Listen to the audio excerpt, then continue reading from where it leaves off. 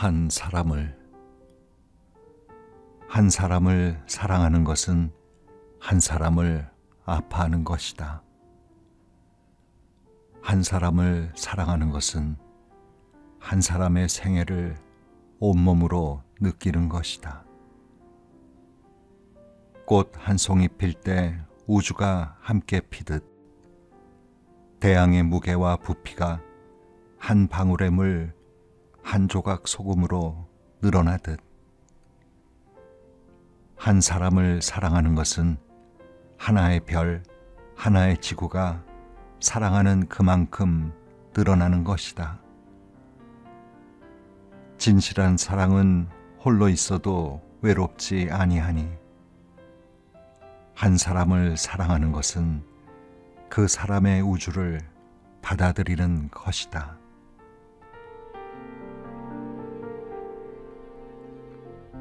책 읽는 다락방의 제입니다.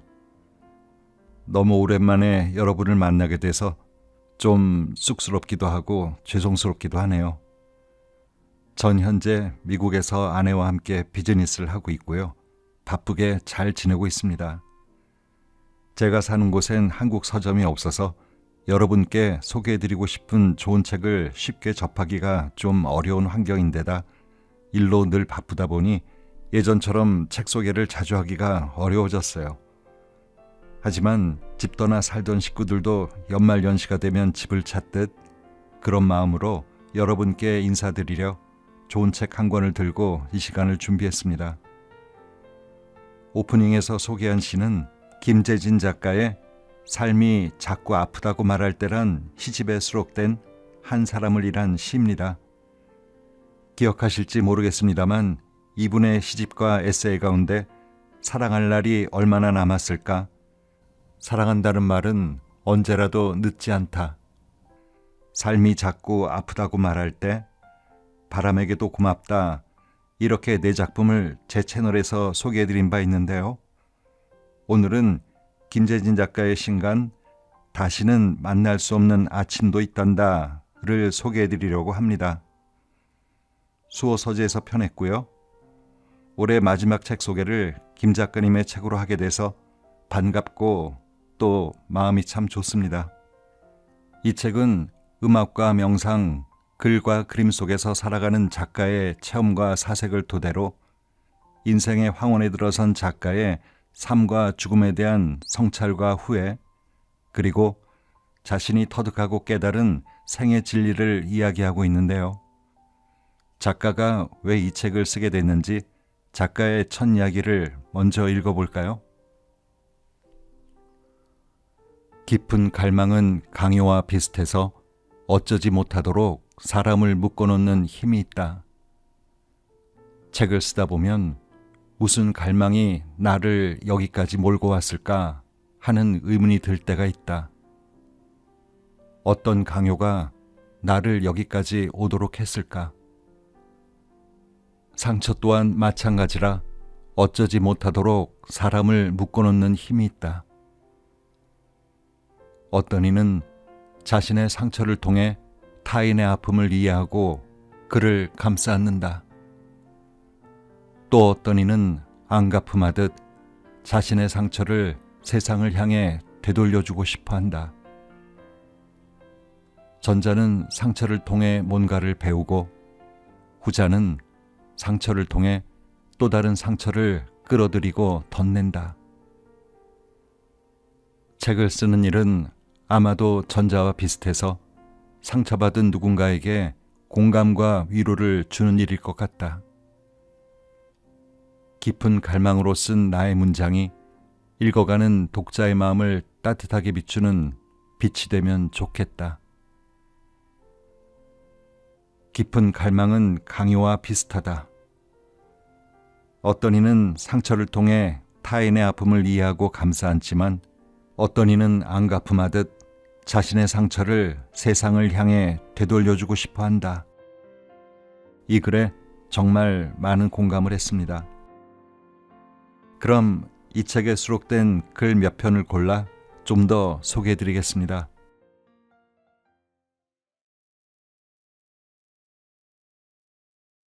진주. 세월에 가속도가 붙는다는 말은 사실인 것 같다.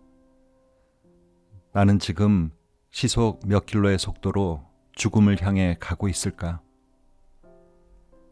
진주 하나를 만들기 위해 진주조개는 10여 년의 시간 동안 몸속의 이물질을 견디어낸다. 내가 견뎌온 시간은 대체 몇 알의 진주를 만들 만큼 가치 있는 것일까? 어쩌면 견딘 것이 아니라 그냥 흘러온 것인지도 모르겠다. 진주가 고귀한 것은 그것이 단순히 흘러가는 세월에 의해 형성된 것이 아니라 상처를 통해 만들어졌기 때문이다. 그 많은 상처로부터 한 알의 진주도 만들어내지 못한 인생이란 무슨 가치가 있는 것일까? 고통을 치유하는 능력을 가진 영적 치유가도 깊이 상처를 받은 경험이 있는 경우 더 큰 능력을 얻는다고 한다. 장미 역시 깜깜한 새벽에 진한 향기를 내며 슬픔을 이긴 사람들이 슬픔에 빠진 타인을 돕는다. 장자는 진실로 큰 그릇은 채우지 않아도 넉넉하다고 했다. 천하가 그 그릇에 담겨 있으니 채울 것도 비울 것도 없다는 말이지만 큰 그릇이 아닌 대다수의 우리는 상처로부터 한 알의 진주도 만들어내지 못하고 살아갈 뿐이다. 뭔가에 최선을 다해야 하는 이유는 지켜보는 누군가를 감동시키기 위해서가 아니라 최선을 다할 때만이 자신을 만족시킬 수 있기 때문이다. 삶이란 뭔가를 해야 할 때가 있고 기다려야 할 때가 있다. 지금 눈부시게 반짝거리며 뭔가를 이뤄내지 못한다 하더라도 자신을 너무 나무라지 말자. 하고한 날 먼 산만 바라보며 몽상에 빠져 세월을 보낸다고 해서 뭐 하는 짓이냐며 스스로를 너무 다그치지 말자. 삶에는 뭔가를 결정해야 할 때가 있고 포기해야 할 때가 있다. 결정은 신중해야 하고 포기는 빠를수록 좋다. 물론 포기는 신중해야 하고 결정은 빠른 것이 좋을 수도 있다. 다 옳은 말이기도 하고 그른 말이기도 하다. 삶에 어떤 원칙이 있다고 생각하지만 각자의 진실이 다르듯 원칙 또한 사람마다 다르다. 잡초 우거진 바닥도 자꾸 걷다 보면 길이 되듯 원칙 또한 잘 닦여 뻥 뚫린 탄탄대로만 있는 것은 아니다. 지금 어둠 속에 있다고 느끼는 사람은 밝은 빛을 향해 나아가려 애써야 한다. 지금 자신이 밝은 곳에 있다고 느끼는 사람은 그 밝은 빛을 세상에 두루 나누기 위해 힘쓰는 게 좋겠다. 마음의 에너지는 빛보다 빠르다고 하는데 누구보다 먼저 나 자신을 떠올려 환하고 신선한 에너지를 보내야 한다. 바람이 분다. 시속 몇 킬로로 달려가든지 나는 여전히 세상 속에 있다. 더 늦기 전에 사진 하나 찍어둬야겠다. 어머니 가신 지 많은 세월 지났지만 더 늦기 전에 아이들에게 할머니 이름을 가르쳐 줘야겠다. 너희들을 얼마나 사랑했는지, 엄마도 할머니도 이름이 있다는 사실을 더 늦기 전에 알려줘야겠다. 더 늦기 전에 어릴 적 살던 집을 찾아 그 집 기둥에 금 그어둔 키자란 흔적이 남아있는지 확인해야겠다. 더 늦기 전에 정말 하고 싶었지만 하지 못했던 일을 하고 더 늦기 전에 쑥스러워 말 못했던 사랑한다는 한마디를 사랑하는 사람들께 들려줘야겠다. 더 늦기 전에 용서 못한 사람을 용서하고 더 늦기 전에 읽다가 접어둔 책을 마저 읽어야겠다. 바람이 불면 바람이 분다고, 꽃이 피면 꽃이 핀다고 울먹이듯 전화하던 옛 친구 무덤을 더 늦기 전에 꽃 들고 찾아가 봐야겠다. 끝. 이렇게 가다가 끝나는 거란다. 터널은 깊어도 언제나 끝이 있지. 그 끝은 새로운 시작과 닿아 있지만 어떤 끝은 시작이 없어 다시는 만날 수 없는 아침도 있단다. 살아오면서 맞이했던 그 많은 아침마다 해가 떠오르고 어디서 자고 나오는지 새들은 세수 한 번 안 하고도 맑은 소리로 창공에 이슬을 뿌려놓지만 산다는 것은 그런 거란다.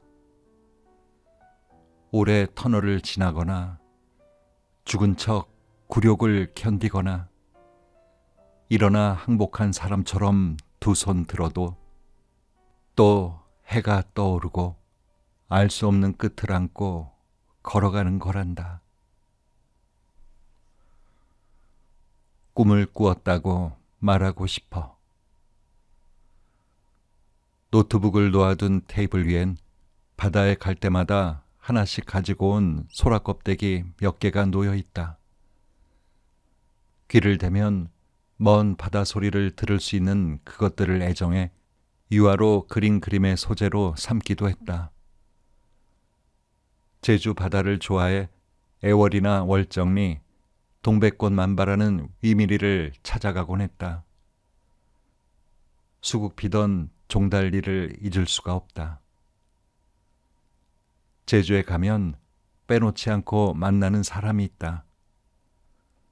천혜향 생산을 그만둔 그는 노지 감귤을 한다더니 요즘은 난산에 있는 펜션 일에 집중하는지 번번이 그 소식을 인스타그램에 올린다. 좋아서 자주 가는 곳이 있다면 거기에 마음 통하는 친구 한 사람쯤 있는 것이 금상첨화다. 무심코 쓰지만 금상첨화란 비단 위에 꽃을 더해놓는다는 뜻이니 정확한 뜻을 알고 쓰면 쓰는 입이 더 아름다워진다. 사람을 피해 여행을 가지만 그렇게 간 곳에서도 그리운 것이 인정이다. 비단길을 가면서도 꽃길까지 원하는 이 마음이 소망인지 욕심인지 구별하기 힘들다. 제주에선 논진물길 지나 대평리의 박수기정 근처에 자주 묵곤 했다. 지금은 젊은이들의 핫플레이스가 된 것 같지만 천길의 그 낭떠러지를 좋아해 박수기정의 황혼이나 일모를 자주 화폭에 담았다. 군산 오름에서 내려다보는 박수기정의 황혼은 얼마나 처연하고 황홀한가. 석양에 올라가는 오름길은 좁고 비탈졌지만 절벽이라는 그 한마디는 또 얼마나 막막하게 앞을 가로막던가. 처연함과 황홀함은 서로 멀리 있지 않으니 모든 아름다움이 소멸과 짝을 이루는 것은 필연이라 할 수밖에 없다. 낭떠러지에 서면 뛰어내리고 싶은 충동을 참아야 한다. 낭떠러지라는 그 말, 절벽이라는 그 한마디는 언제나 가슴을 철렁하게 만들지만 생의 절벽 앞에 맨몸으로 서보지 않은 사람이 어디 있겠는가.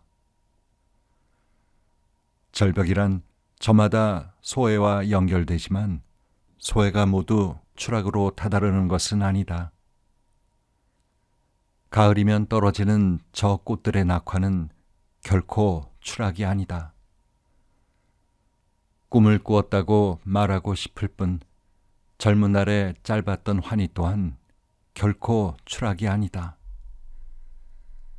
힘을 다해 개화했던 꽃들의 낙화는 소멸이 아니라 해탈이니 각고의 정진 끝에 찾아오는 대자유처럼 그것은 끈질긴 세속으로부터 홀연 벗어난 각성과 같다.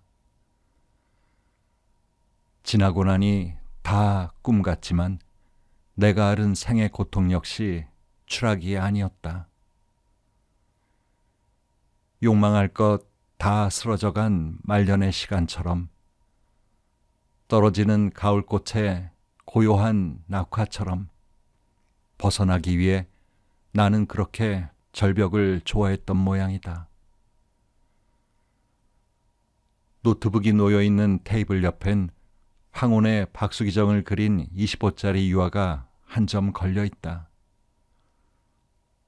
누군가에게 주기로 했지만 어쩐 일인지 소식 끊긴 그 사람으로부턴 연락이 없다. 무소식이 희소식이라는 말을 흔히 듣지만 때로 무소식은 망각을 부른다.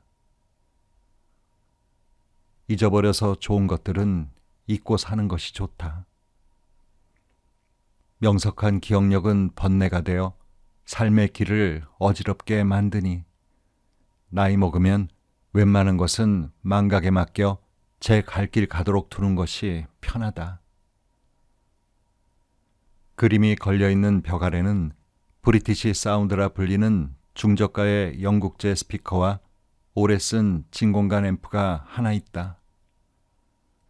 전원을 끈 뒤에도 소리가 절벽처럼 뚝 끊기지 않고 은은하게 여운을 남기듯 잔향이 있는 진공관은 마치 오래된 친구같이 마음을 다독인다. 돌이켜보면 세상 모든 것들은 금강경 말씀처럼 번개 같고 이슬 같아 붙잡을 수 없으니 때로는 이 생을 꿈을 꾸었다고 말하고 싶다. 다시 살아볼 수 있다면. 창밖에서 우는 벌레 소리가 달라졌다. 무대가 바뀐 것이다. 무대가 바뀌자 노래하던 가수도 목소리 바꿔 다른 이가 출연한 것이다. 머지않아 초가을은 늦가을로 차를 갈아탈 것이다. 푸르던 들판은 황금빛으로 바뀌고 철새 때의 비행을 지켜보며 임진강은 머지않아 다가올 결빙의 시간을 기다릴 것이다. 계절이 풍경을 갈아치우는 것이다. 이팝꽃 만개하던 길은 곧 단풍으로 물들겠지. 쭉쭉 뻗은 저 길은 화려함 뒤에 오는 추락을 감당할 수 있을까? 추락의 쓰라림을 감내할 수 있을까? 추락이라는 단어 뒤에 떠오르는 문장이 있다. 우리에게 잘 알려진 오스트리아의 시인 잉에보르크 바흐만은 추락하는 모든 이에게는 날개가 있다 라고 썼다. 시 속에서 그녀가 말하는 날개는 아마 추락을 통해 새롭게 비상하는 희망을 상징하는 것이겠지만 추락이 비상만큼 아름다울 수 있는 것인지 아닌지 나는 모른다. 추락하는 것은 아름답지 않다. 추락을 거듭한 사람들은 알고 있을 것이다. 결코 그것이 아름답지 않다는 사실을. 추락은 아름다운 것이 아니라 쓰고 아픈 것이다. 그것이 아름답다는 말은 더 높이 반등한 사람만이 할 수 있는 말이다. 노력도 노력이지만 그러나 반등이란 운이 좋은 것이다. 운이 좋아 늘어뜨린 추락의 꼬리를 잡고 기어 올라간 것이다. 추락 뒤에 반등해 본 적이 없다. 추락은 추락일 뿐 증시의 주가처럼 반등하는 것이 아니다. 그러나 추락이 배울 거리를 제공한다는 말은 맞다. 추락엔 학습의 여지가 있다는 말이다. 추락을 통해 배우지 못한 삶은 후회를 통해 반성하지 않는 것과 같다. 반성이 없는 삶은 언젠가 추락한다. 그때의 추락에는 날개가 없다. 후회 없는 삶을 살았는지 묻는다면 뭐라고 답할 것인가? 그건 좀 생각해 봐야겠다. 후회할 것이 너무 많아서.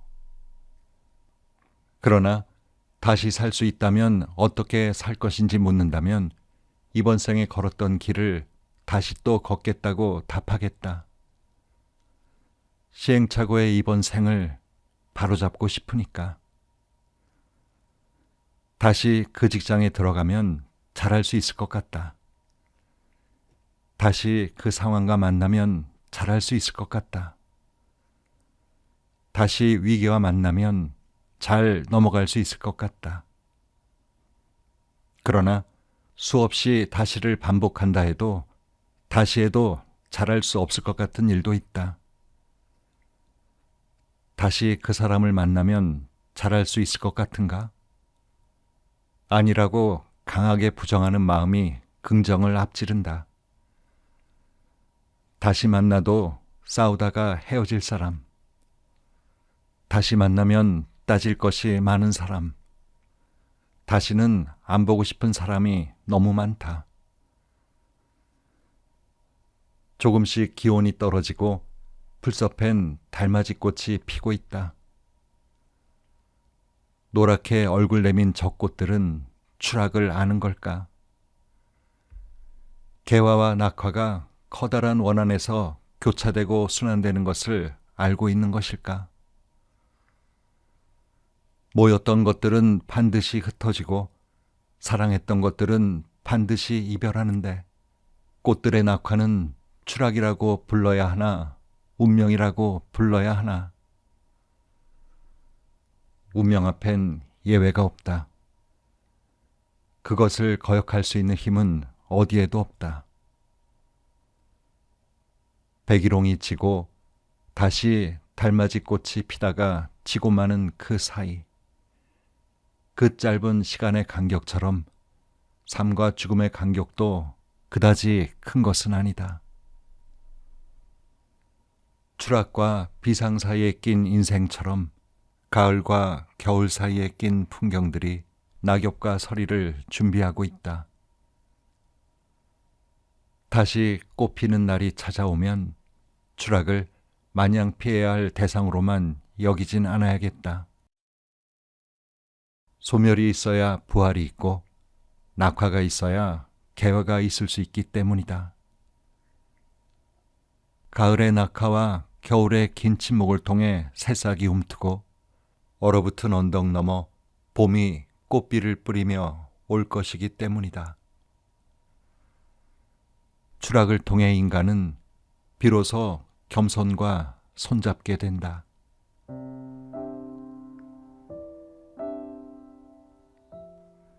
이 시대의 화두처럼 떠오른 말 가운데 행복 그리고 웰빙이 있죠. 행복하지 않은 상태라고 해서 그게 곧 불행은 아니잖아요. 그런데 저마다 행복해야 해, 행복해야 돼 하며 자발적 강요를 당하고 그렇지 못한 상태에 오히려 많은 스트레스를 받고 사는 건 아닌가 싶은 생각이 듭니다. 웰빙은 어떤가요? 웰빙을 위해 몸에 좋다는 것 잘 먹고 운동하고 건강하게 오래 사는 것도 중요하지만 가만 생각해 보면 웰빙의 목적이 그저 몸 건강이 오래 사는 것만은 아니지 않나 싶습니다. 몸 건강만큼 마음 건강도 잘 챙기셨으면 좋겠고요. 그것의 연장으로 웰다잉, 잘 죽는다는 건 무엇인지도 한번 진지하게 생각해보는 계기가 되었으면 합니다. 여러분, 새해 복 많이 지으시고요. 복 지으신 만큼 그 복 다 받으시길 진심으로 바랍니다.